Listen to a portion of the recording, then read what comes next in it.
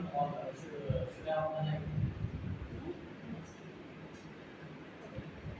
in the last class, I have already given a brief about NGO, what is NGO, and different terminologies that can be related to non-government organization. So, you much of a fair idea of NGOs. Those of you who have already attended the remaining classes are discussing more about NGO. Right? And we discussed some terminologies like we see that IGOs, intergovernmental organizations, national level organizations. Then we also see there are some terms like application group and network, right? The community-based organization, village level organization, village level groups are there. Then we also have community organization itself, development organization, non-profit organization, and also government-run organization, right? Business organizations. Then also we have that government organized organization, government organized the groups are also there. So we see that there are a lot of groups as well as associations which can fall into the spectrum of when we say NGOs, right? So when we talk about this NGO, as the very first class I have told you that it basically defines as a non-profit oriented group of people working for a common cause, having a course of action directed towards that particular cause. So, what NGOs are basically known as a non-profit group. They are also bound to carry out certain tasks, having a commonality of identity and interest, and to direct their course of action seeking that for that cause and towards achieving that mission. So that is what NGO, and that's how we can define NGOs. When we discuss NGOs, we also need to know what is IGOs, and in the last class we have already given an idea about IGOs. IGOs are basically intergovernmental organizations, and most of the IGOs are complementing and supplementing NGOs, non-governmental organizations, whereas IGOs usually form on the basis of state parties. So there are numerous states which are the member countries of IGOs, intergovernmental organization. But in case of NGOs, we have some of the people group together, having a task orientation in their mind that they will fulfill certain tasks to achieve some goal, okay, and that goal is also common among. So we also see that the NGO doesn't involve state. It is not governmental just because it doesn't um, it doesn't work for the government, the center. But that definition is also a bit back when we say there is non-involvement of the government will be wrong, because many NGOs are also carrying various programs and developmental activities which are sponsored by the government, and government also streamline NGOs in that direction, in that way that they could fund some projects and call some NGOs to mobilize a group of people in that village or mobilize the villagers and also implement the project work. So in that way, we cannot even say that this association of government has nothing to do with NGOs, but they are non-governmental in the sense they are also working for the betterment of the people. They're working for the development and upliftment of the people without having any kind of government stake in it. Like that way we may say, and also without having any kind of government-induced motto in it. But when you talk about ZO, government organization, we see that group of people having that commonality of interest, running some project or some program in order to uplift one section of the society or bring benefit to one particular section of the society. We say like government organization, All India Deaf and Blind Society, AIDS Care Society. These are some of the government organizations, not non-government organization. So you can actually differentiate when you say non-government organizations. They are not non-governmental just because they are not used to work by government, but at the same time, various NGOs are also running, various projects and the programs sponsored by government. But when you talk about government organization and agencies, all the programs are sponsored by the government and directed towards one particular community, targeting their change, targeting their development, targeting their transformation. Okay. And when you say intergovernmental, you actually see the membership of this team, not membership of the people, is the entity. So, with respect to intergovernmental organization, we get to see that there are numerous state actors or country itself or region itself is a member state in order to facilitate interactions towards a cause. Okay, so here there is the distinction. Cause is there, so everywhere we get to find one or other cause on which numerous state actors will be working for IGOs. For NGOs, there is a cause. Numerous people will be working to materialize that cause, right? And also for ZEO also there is a cause. The government involved to facilitate that particular cause. Okay. So that is the difference. There are government organizations, NGOs are there, and NGOs are basically non-profit organizations. They are not driven by any profit. But there are some characteristics of any NGOs, like any NGO is supposed to have a registration. An NGO is supposed to have a structure, and an NGO is supposed to have a commitment, or a mission, a vision, or a cause to perform. Okay, so these three parameters are essential for an NGO. NGO is supposed to be registered under the Society's Registration Act, which will give it a legality. So, which will give it a legal entity. So, in order to have that legal entity, legal basis, an NGO is supposed to be registered with registration, Indian Registration and Society's Registration Act that came in 1882. And along with the Society's Registration Act, we also have another line of acts like Indian Trust Act is there. Indian Trust Act that came in 19 that is 32. So that is another act which any societies, any trusts are being registered. Then also there is a Joint Status of Companies Act. There is also uh,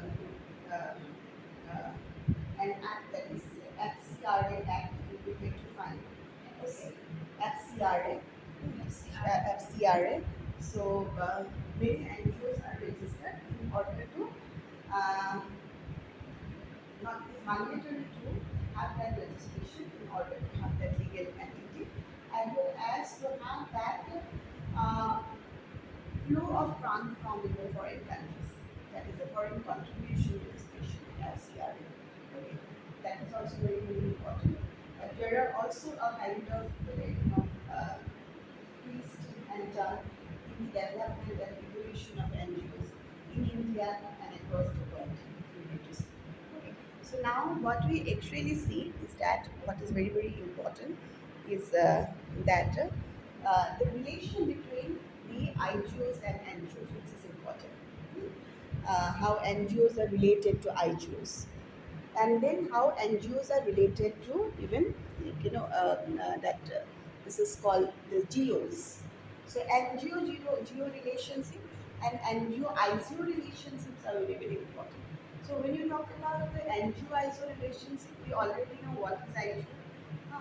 So ISOs are basically this WHO. UN is the topmost ISO, right? United Nations organization is the topmost ISO. Before United Nations, we had League of Nations, high contracting parties that dealing with like the welfare of the people across the world, or also promoting the world peace. So that was one IGO, earlier IGOs. Then we have IGOs like UN. Within UN also we have numerous specialized organizations. Many a time the specialized organizations also try to get a name as IGOs like WHO is also a kind of IGO. People said it's an IGO rather than an NGO or a specialized organization. You might also say people say it is an IGO. WHO, when you talk about the ILO, that is also one kind of IGOs, okay? But they are basically, they are entertaining the state parties as member, state parties member and oriented towards performing some task and driven by a cause, right? And you also see how they are related. They are related by Article 71 of that UN Charter. Article 71 has actually mentioned that there is an organ that is EcoShock.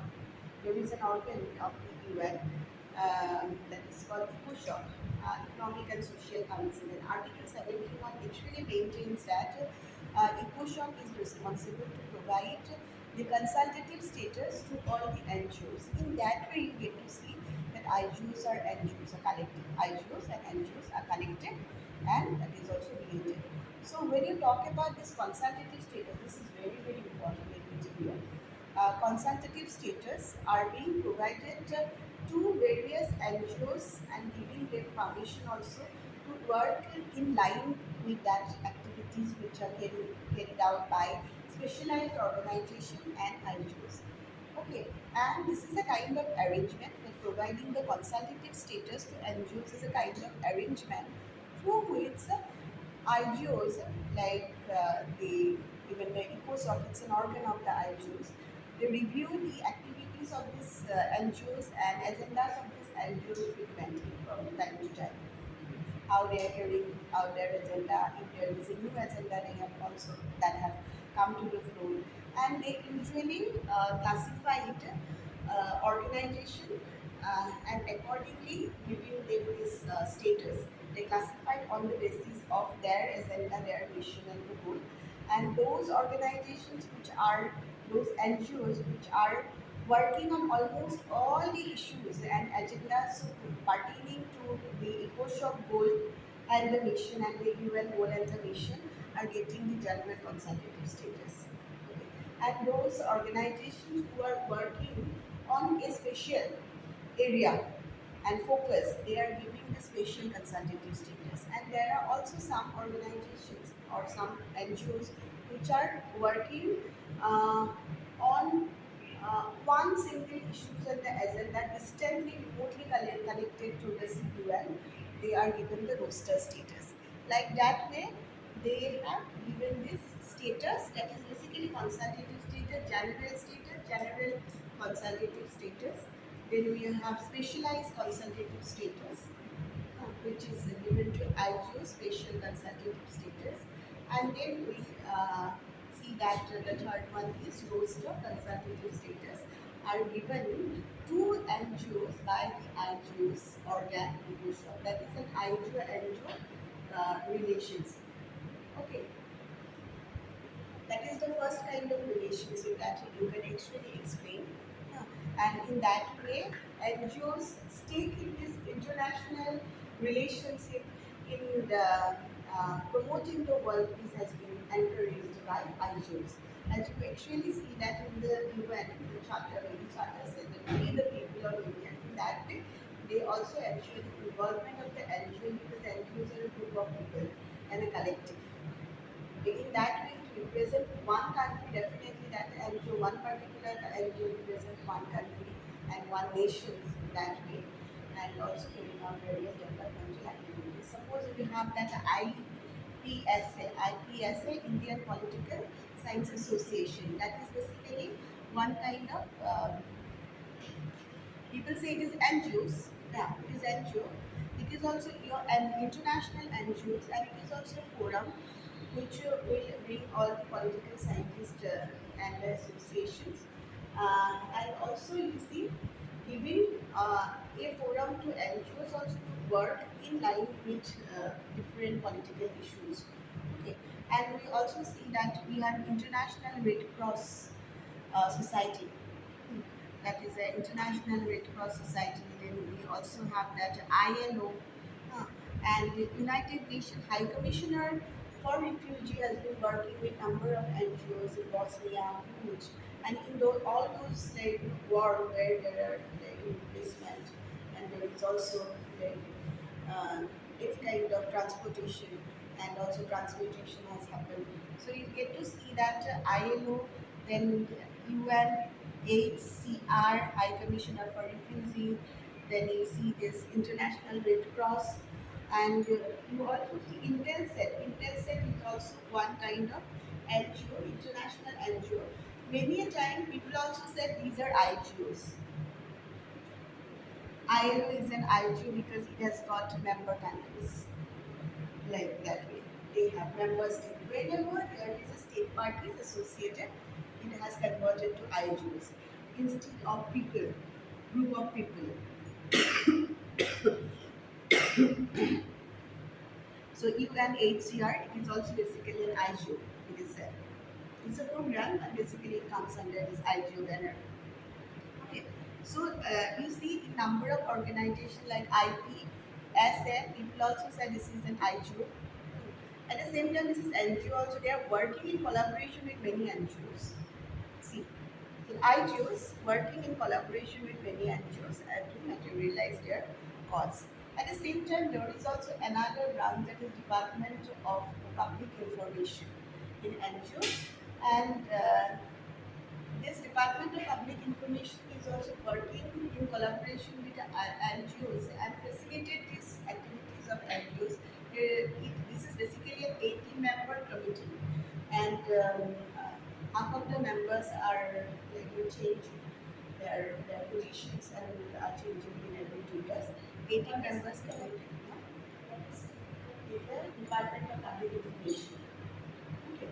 So that is a DPI that is working in close collaboration with NGOs, and all the NGOs that will also provide an international forum. That DPI actually provide an international forum for NGOs to discuss various issues, to discuss their agendas, and any kind of change in the agendas which are being discussed often by you see this DPI. And at the same time, DPI also gives NGOs some like, pass to make an entry into this library. There is a Dark Hamarsky library, there's a big library, and also documentation center, audio video documentation center. So pass has been given an entry check to NGOs. NGOs can also use this like documentations and audio video materials, and also there will be film archive is there, access to that film archive. So that yeah, is being you see given by this DPI. So in that way, DPI is associated to certain extent. First is that status, consultative status. Second is DPI. DPI also involving many NGOs in promoting the cause. Okay. And DPI has been working for the NGOs and helping NGOs to also get that network, get the connections, get certain issues which could be like that could be discussed, and also getting expert to work on that particular issues. So this is what is done by the DPI. Okay. So in that way you can actually understand, and it's a like in a 2 marks question definitely you will get to like, right, you'll understand this role of NGOs, and there are numerous roles. You can also like to find out the way both NGOs and NGOs are promoting um, human rights in the numerous ways. Like Greenpeace, Amnesty International, these are some international NGOs. They're working in close collaboration with IGOs, different state parties, and even like using ILOs and also WHOs. They are working and trying to promote even the health literacy campaign, and trying to even promote the human rights protection and the promotion of human rights. Okay, so in that way we get to see that relationship between NGOs and IGOs. Apart from this, what we get to see in the last class, we have discussed about the classification of the NGOs. There are numerous classification of NGOs. Let me tell you that this is what I have not discussed perhaps. In the very first stage, if we can uh, classify NGOs page wise, in the very first page, or in India, even elsewhere in world also, we get to see the first phase was basically culminated with uh, uh, these NGOs that came to the floor. NGOs like you see. Uh, Charity and relief-based NGOs that came to the floor. That is the first phase. Charity relief-based NGOs, and then we also have that second phase that is basically working on the community development organization. So first we have that community and relief organization very first phase across the world, not only in India. And then in the second phase we have that you will see that community development organization, that is a different concept from this relief and charity based organization. In the third phase we have that sustainable system enhancement or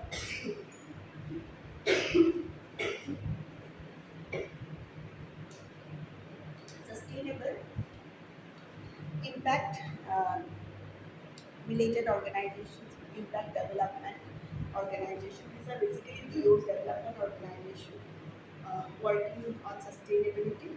And in the fourth phase, we also have that movement organization that came in. Like that, we can actually classify this organization. We also try to find out their scope, the actors, and their development limitations, their managerial, you see the principle, which is important, their life frame of that organization. So these are basic four phases of organization. In the very first pages, we have that charity-based organization. So, and this you see this life frame of charity-based organization is highly individualistic and short lifespan. And if you have a problem criteria, so it is very, very important to understand the problem definition and problem criteria of this organization, like the kind of problem they are working on and why they have come. So it is basically problem is also related to shortage. Because of shortage, it usually come to the flow. Shortage during the famine, shortage during this earthquake or any kind of natural calamities, which is driven by this shortage, driven by these natural calamities, could lead to coming of this phase of NGOs like charity relief and rehabilitation based NGOs. Okay, so problem criteria is shortage. The problem criteria is shortage and the life frame, which is very, very important of the NGO. Life frame is individualistic. The individualistic life frame in the sense that they don't work on any kind of project. So for a couple of months, couple of years, until and unless that shortage gets over or there is a balance in the situation, they will keep on providing the rehabilitation services and providing basically the service. This is a service-oriented organization we have. So in the first class we have discussed some of the organizations, like we have charity organizations, we also have like service and rehabilitation organization. When you say there are organizations because we are also specialized in service delivery, that means to a certain extent they are working in the rehabilitation. They are providing the service. The service can be different. Service can be literacy kind of promotion of literacy, training service, capability development, skill development kind of services. And also they might be providing some packages also. Okay, and for a duration until and unless that shortage will get over, and until and unless that is required for the community, but they do not have that kind of intent to mobilize that community.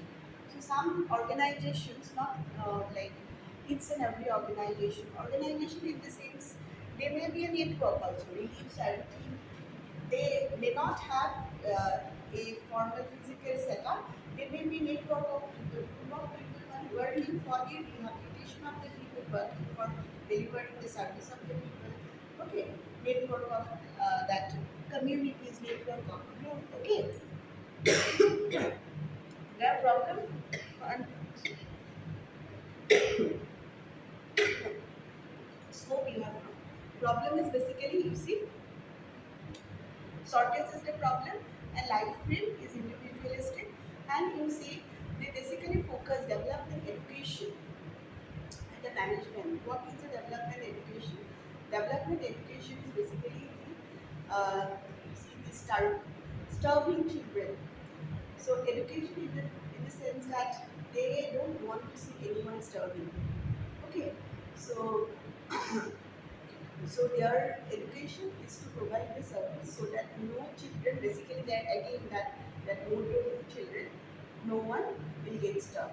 So that is the kind of education they provide, and the managerial principle on which they are working on is logistic development. They are basically develop the logistic. They are not working on any kind of like project and the strategy. Logistic development, whatever is required to overcome that that dilapidated situations, okay, and regarding situation, overcome that situation. Whatever minimum is required, they will be doing that. Okay, and most of the small scale organization, as I already told you, on the basis of size also, you have numerous organizations. So in the first class, we have discussed some of the criteria to distinguish organizations, right? Some of the criteria based on which you can classify organization. One is strategy, another is service delivery, and economic development, social development, network organizations, empowerment centric organization, and we have got network, empowerment centric organization, and we have science based organization based on science and orientation, as well as organization which are inspired by ideology. So these are some of the criteria based on which we can identify organizations, we can classify organization. So when you talk about the size, remember in the last class I told you that in India most of the organizations are small size and medium size organization in terms of the number of the appointees, like you see number of members they do have who are being appointed, in terms of the resources, financial resources, and the grants they do have. They're basically small scale and medium scale organization. There are a few big organization, but we do not have large and that super large organization in India, not many. But we usually see that most of the small organizations work at village level, one or two villages, and medium organizations working in a block level, working in one particular district, like that way, two, three villages, and seven sisters. So that's the medium organizations. Okay, medium level organization, size organization. So in that way, we see that charity relief organization are basically very small scale. That is 1 to 5 permanent member are there, 1 to 5 permanent member, only 1 to 5. Okay, and they do have like 1 lakh grant is also there on the up to 1 lakh that resource is taken up to 1 lakh or 1 to 2 lakhs or maximum at the max 5 lakhs resources they do have. Period on it, not more than that, because they are very small, are small level organization working in 2 3 villages only. Okay, so that is one thing, charity and relief. That is the first phase of organization. In the second phase, we have community development organization. So community development is very important. So when we talk about the community development, you are actually you see there are cluttered in the board, and perhaps there somebody use permanent markers also initially, and I get to see that it's not rubbed properly, and that's why it is also difficult to write and make my words distinct. So I am unable to distinct my word and write and then make it distinct. So that is one thing because of this clutter. Okay. So we talk about the very first phase. Then we have that second phase. In the second phase, we get to see we have that community development organization. Okay. Community development organization. Now, community development is a buzzword. Okay, that actually came in the world perspective. If we get to see, in US, the community development was incarnated in the term incarnated in 1860, 1860, 1870. Okay, and we also see this community development is not something very new from Indian perspective, if we get into. Yeah. So, because for us, community development is all about voluntary actions, right? Even that charity and relief is also voluntary action. Okay, before we discuss about this phases, different phases, let me also tell you about the voluntary action and voluntary organization. As I have already told you that there are numerous terminologies which will always confuse you to identify each place, recognitions, and also name the NGOs.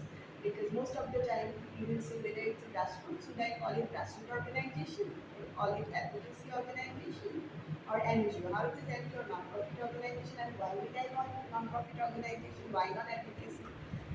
So why would I call it grassroots organization? Why not a royal at the organized royal NGO or our royal non-governmental organization? Or why not a community-based organization or a village level group? Right. So,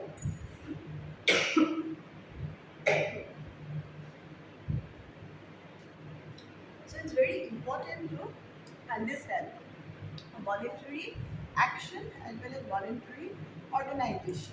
When you talk about voluntary action, is something which is uh, very core to our Indianness, right? Voluntary action. We volunteer to promote development, bring welfare, and carry out some welfare measures individually and collectively in order to bring change in the society. Right? When you say voluntariness, which is very core to our Indian value system. Hmm. So when we talk about this voluntary action or voluntary organization, you can start with that Modukari and Adhinam system. So which were there initially in the ancient India, we have the Madhukari system and Adhinam system. Prior to it, we see that we have that Ashoka carried out various kind of voluntary action during Gupta dynasty also. There are numerous instances of carrying out voluntary actions by those we see kings. So I'm not going to make a reference of this, but at village level, there is a system like Madhukaris and Adina. So when you talk about Madhukari system is basically meant for Brahmin students. And were also where we went, you might know about this Varna system. Or obviously, you have found it in the newspaper also. Varna system was quite prevalent. People were guided by the Manu, so it was prevalent in the society. So only the Brahmin caste communities are supposed to read, write, and study. And the Manukari system is basically made for the Brahmin student uh, who are also taking education in Gurukul. Okay, so in order to give them some spare time from cooking and all, so in a week they are being called by one household of the village to uh, get a meal. So that is a kind of system. So freely we will take a meal from one household and give blessing to that household. So that's a kind of arrangement which was there for long. So it is meant for that that Brahmin student basically, and also give them uh, some spare time from the cooking. So you just go and complete your students' we are offering food to you just because you are now studying. So Madhukari system is there. The household came up to offer food to Brahmin students. So it might also happen that each day they offer food to one or other Brahmin student in that way. Because from one Brahmin student can take one meal from one household once a week. So in that way, every day they have been managing food like that way. Okay, through Madhukari system. So it is a kind of community arrangement only to provide that relief from cooking and all to Brahmin students uh, and to encourage them to be into this teaching, into the studentship, into studying, into preaching more and more. And we also have that Adhinam system. Adhinam system is basically that community arrangement of boarding and lodging, that accommodation facilities, arranging by the community and made for this Brahmin guys. These are just ideas, so I'm not going to classify, but it was actually meant for the Brahmin guys. Madhukari and Adhinam systems are meant for the like the Brahmin guys, in ancient time, those are some of the voluntary actions which are provided by this community, ancient community actions. Then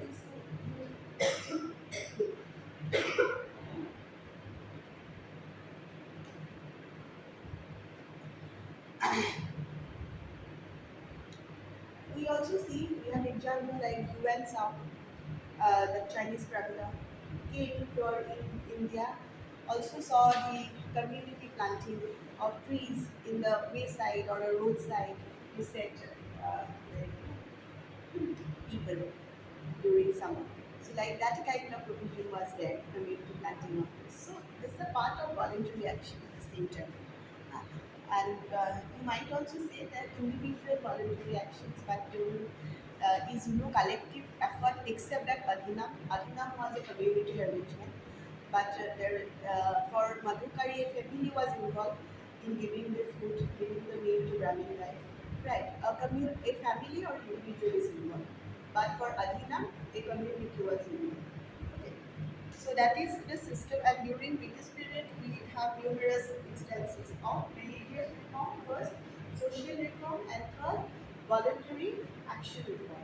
So we have got three kinds of reforms which were initiated during the British period. One is religious reform movement. So then you see numerous religious reform movement was there. Uh, and then we have social reform that actually you see lead to uh, abolition of the sati system and all the evil practices that we use around. So we also have other voluntary action that being carried out by different societies, Atma that Ramakrishna Mission, then Immediate Society is also there, Theosophical Society is also there, Theosophical Society, Immediate Society I guess, and one is Theosophical Society. Then you have numerous uh, like effort um, and is a voluntary effort for social reform. And you see in each category of activities, different categories of activities are there, different classification of activities have been carried out, and it's each classification of activities we get to see that there is less and less emphasis on growth and more emphasis on transformation. So now we are talking about transformation as a buzzword, and this is not something very new. Actually, transformation is a buzzword everywhere. Even for politics, the slogan also is a transformation. The right transformation campaign is for transformation, but this is not something new. So this kind of voluntary activities are meant towards transformation, not towards growth, not towards bringing that development, economic development. We also have some of the organizations who mobilize effort to improve the situation of the poor by creating income generating opportunities for the poor, but not generally like their perspective is growth. But you might also say that any kind of economic development organization working for the development economic sector will be growth oriented. Yeah, growth oriented, but basically to transform the situation of the poor. So, so all voluntary organizations are driven by that vision to bring transformation instead of the growth. Okay, so that's how also they are different from government organizations because growth factor has been reiterated and reinforced by government organizations in contrast to VOs. So VOs usually don't talk about the growth. They talk about transformation of belief system, transformation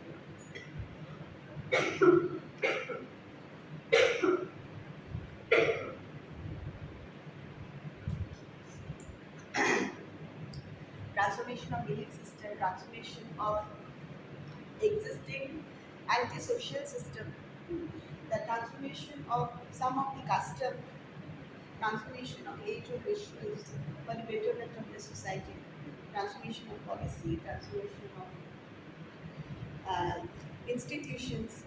Okay, so it already talk about transformation. So you see that when you talk about the VO, and VO is also this kind of, this is a VO, charity relief organization is also VO, And community development organization is also VO. This kind of VO and NGO came in the second phases. And basically problem criteria is your problem criteria is local inertia. Now we see. So in the first phase we have problem criteria related to shortage of facilities, shortage of fund, shortage of facilities, shortage of food, shortage of clothes, everything. Just because to meet the minimum needs, rehabilitation, relief, and charity were needed. Now, in the second phase, we see we have community development. Problem criteria is local inertia. So, main problem is local inertia. People are not active, very passive, and they don't know how to mobilize themselves. They don't participate in any kind of development activities. Okay, so hence it is very important to mobilize them to bring change into their mindset, to also get them involved in different kind of project of the government and their implementation make that project fulfill. So to remove the local inertia is the goal of community development. So problem is local inertia. Life frame. Now you see one is problem definition, second is life frame. Life frame is project, let me tell you, or you see that project life. If project is run for 5 years, then definitely that organization will also work with the community for 5 years. If project runs for that project will be run for we see 10 years, then that organization will be working with the community for 10 years. So their life, that is a life frame will be for this attack. Project frame, project time frame will be the life frame. Until and unless project is there, or until and unless they get over the project, they will be involving themselves in the community. And their basic goal is project management.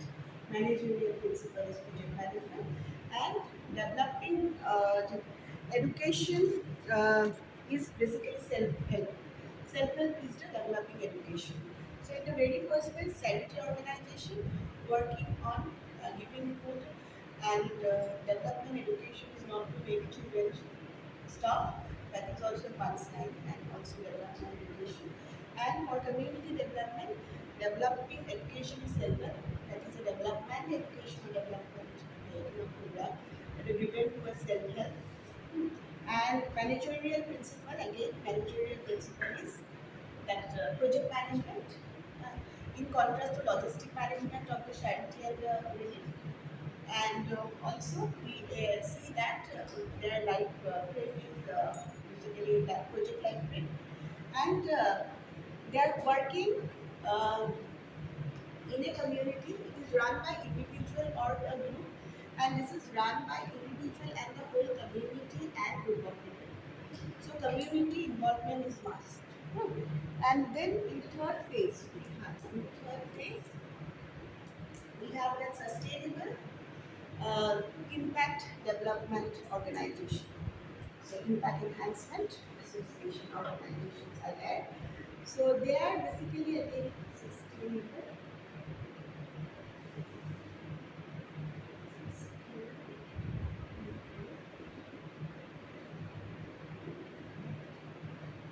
VO. VO means development organization. Okay. So each have we see first what is important is problem, and in any organization you are supposed to find out this problem criteria. Then life frame is very important. Problem criteria, life frame. Then you have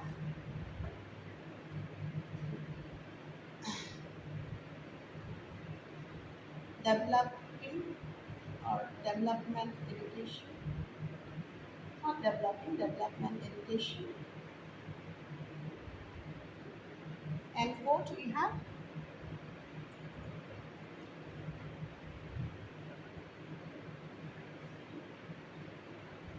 managerial principle. Managerial principle. Okay, so these are, I really don't know whether you could identify or not because of the clutter. So these are the criteria to understand this organization better. Or use the criteria to classify this organization. Understanding of classify, understand the classification of this organization. Okay. So then we see this sustainable development, impact development. Their problem criteria is basically what? Their problem criteria is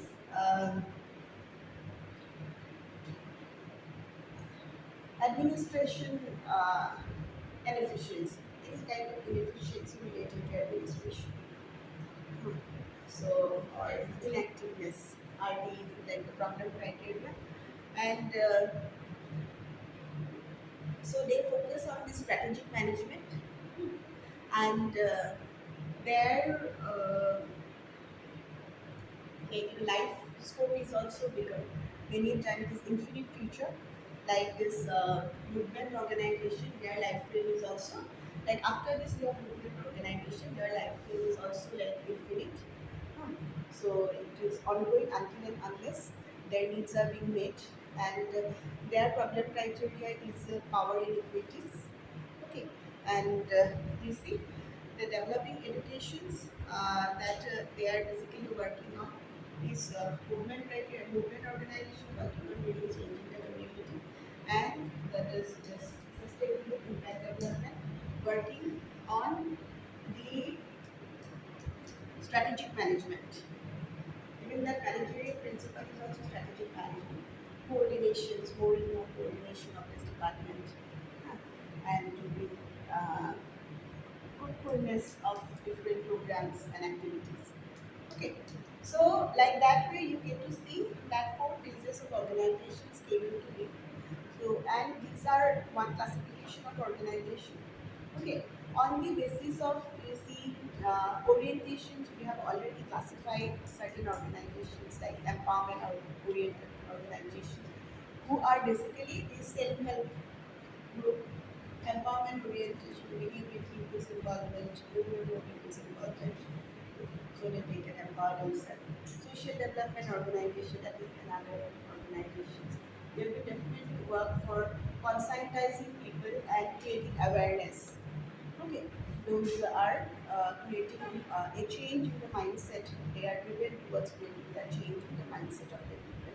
Right. And economic development organization working for economic development are basically pro-government. In the last class also I have told you that pro-government. They are also working to improve the income opportunities of the people and to improve the standard of living of the people. Right. And you have network organization. They are working for a particular period of time, uh, working like a federation, or many network organizations are working under a federation or working like a federation under an umbrella or working like an umbrella to bringing different organizations of like-minded goal into their fold to promote one particular cause for a period of time. Okay, so that is basically network organizations. Right. So in that way we get to see there are organizations that are inspired by now ideology, ideological inspirations. Many heroes, many NGOs are inspired by that ideology. And accordingly we also see initially this organization, you might say grassroots level organization, community based organizations, community development organization, they are also working like under the level of NGOs working for rural reconstruction. Most of the organization are working for rural reconstruction. Okay, and that kind of effort we get to see in 1917. We get to see Santiniketan that came in, that is a part of Rabindranath Tagore, rural reconstruction program. And also we have after that we have this uh, Sarvodaya movement. That is also another movement inspired like the various organization with guardian principle. Uh, there is also reconstruction, numerous reconstruction program like one is Marthandam project. I will be discussing about it later on. Marthandam project is there, and Gurgaon project is there. Gurgaon, that is also known as Gurgaon project. Gurgaon project. that was there came in 1921 and 20. All this project came during that period of time and driven towards real reconstructions. And they focus on the cottage industry, which were already destroyed. They focus on scientific temperament of agriculture, uh, uh, farming, so which is also important, having that scientific temperament of farming communities and for enhancing that agriculture income. So we are also working in this changing of the lifestyle and the values among this organization. Apart from promoting the health, sanitation, and education. Okay. And there's the ITUA project is also there as a part of rural reconstruction, inspired by Gandhian philosophy again. ITUA project. ITUA project that also came in just after Second World War that came in. Uh, by 1945, I guess, this ITUA project was there. Um, that was another rural reconstruction project carried out in different part of India during pre-independence period. You see.